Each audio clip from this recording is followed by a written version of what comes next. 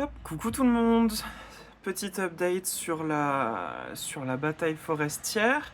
J'ai un petit peu agrandi, hop, jusqu'ici, le champ de bataille. Comme ça, vous voyez, ça fait un petit peu plus de place. J'en ai profité également pour ajouter, hop, le petit chien qui allait avec un des personnages. J'en ai aussi profité pour qu'il soit un petit peu plus espacé, pour un petit peu mieux les voir. Bon, je laisse toujours la naine qui fout le feu. L'arbre, vous voyez, maintenant il tient, enfin ce nouvel arbre, il tient le guerrier aigle dans les cieux, comme ça il peut tirer d'en haut. On a toujours le barde elfe qui est là-bas. Et vous voyez, c'est pas fini.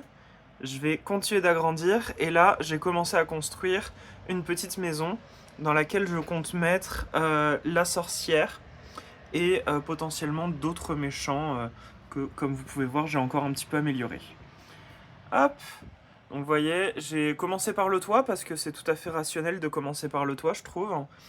Et pour les murs en haut, vous voyez, je fais un petit effet de pierre hexagonale.